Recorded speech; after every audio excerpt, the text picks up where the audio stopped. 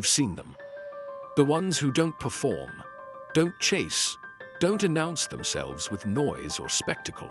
Yet somehow everyone notices, not because they demand it, but because something in their presence commands it naturally, effortlessly, like gravity pulling you close without force. What is that quality? That quiet magnetism that makes strangers lean in, makes conversations deepen, makes people remember them long after they've left the room. It isn't charm, it isn't looks, it isn't the rehearsed wit or carefully curated confidence you see plastered across social feeds. It's something older, something the ancient Stoics understood deeply. True attraction flows from internal mastery, not external performance.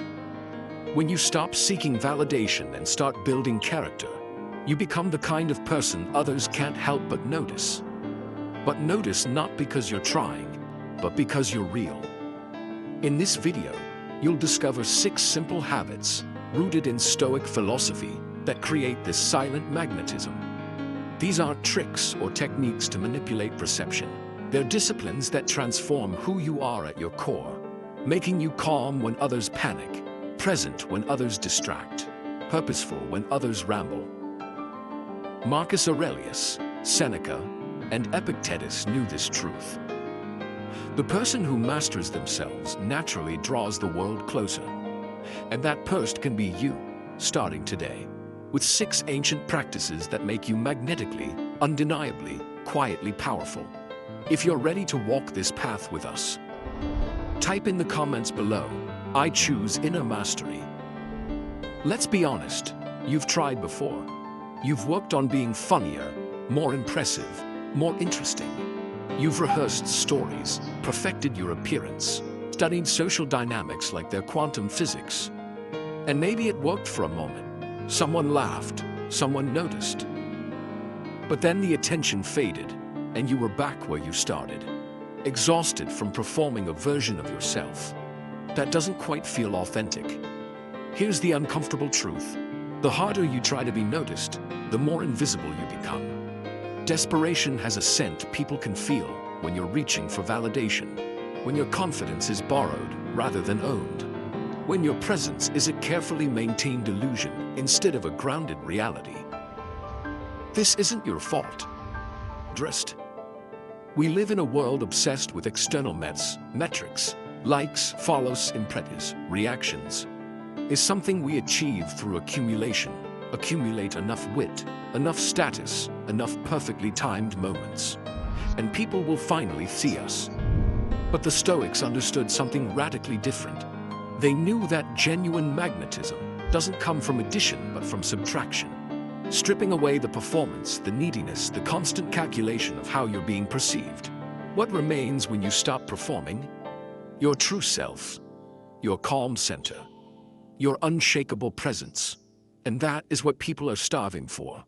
In a world of noise, chaos, and pretense, someone who is simply authentically, humbly themselves becomes a refuge. You don't have to be the loudest voice in the room to be the most memorable. You don't have to entertain constantly to be valued. You simply have to cultivate 6 timeless habits that the Stoics lived by. Habits that build real presence, emotional steadiness, and the kind of quiet confidence that makes others feel safe, inspired, and magnetically drawn to you. This is your call to transform not into someone else, but into the truest version of yourself. Habit 1. Epictetus once said, "We have 2 ears and 1 mouth, so that we can listen twice as much as we speak."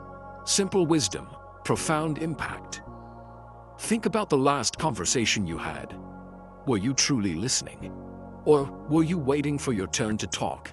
Were you present with the other person's words, or were you mentally drafting your response? Planning your story, calculating how to steer the conversation back to yourself. Most people don't listen, they reload. They hear words as cues for their own performance, rather than as genuine expressions of another human being. And because of this, most conversations feel empty, transactional, forgettable. But when you listen, really listen, something shifts. The person speaking feels it immediately. They sense your full attention like warmth from a fire. Their words slow down, they go deeper.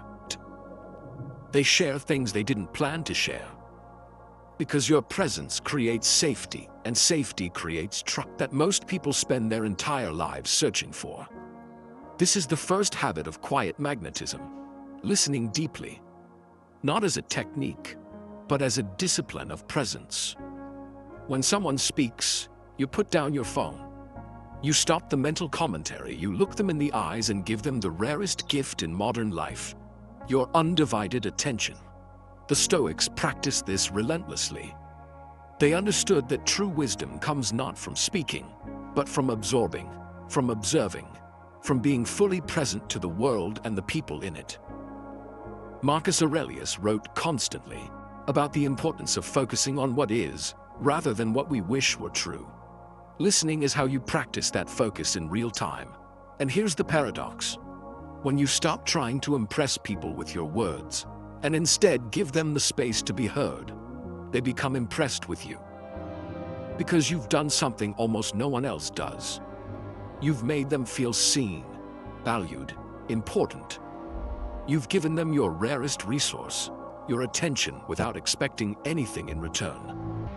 People don't remember what you said, they remember how you made them feel. And the person who listens deeply makes others feel like they matter.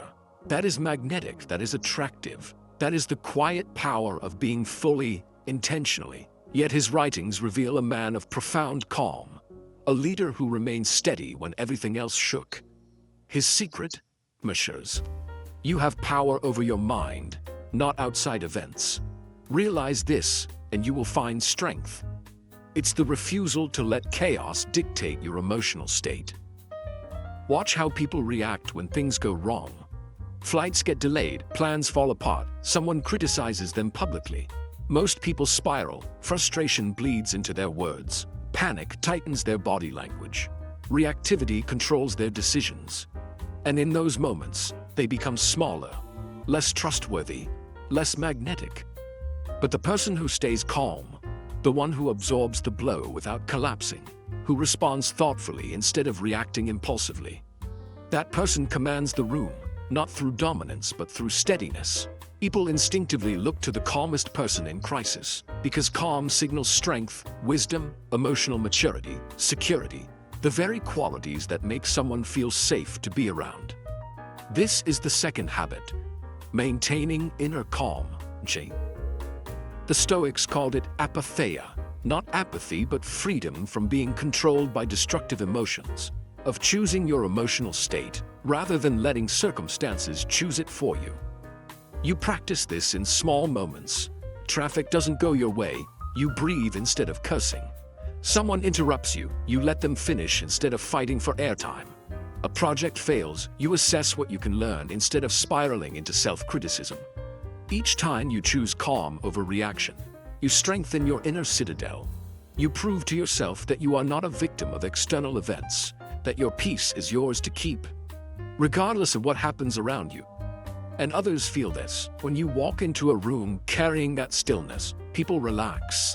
They sense that you won't add to the chaos, that you're solid ground in a world of shifting sand.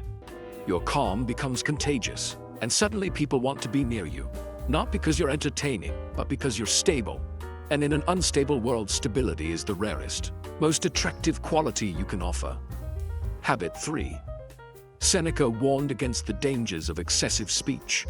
We are more often frightened than hurt, and we suffer more in imagination than in reality. He understood that most words are noise filler, designed to ease our discomfort with silence, to prove we exist, to maintain the performance of being interesting. But the Stoics valued economy, not silence for silence's sake, but purposeful speech. Words as tools, not decorations. When you speak, you mean something. When you're quiet, you're observing, learning, waiting for the moment when your words will actually matter. This is the third habit, speaking with purpose. Think about the people you respect most. Do they fill every silence with chatter? Do they interrupt, over-explain, dominate conversations with their opinions? Or do they speak less frequently but with greater weight, choosing their words carefully, saying what needs to be said and nothing more? Purposeful speech creates authority. When you're selective with your words, people listen more carefully.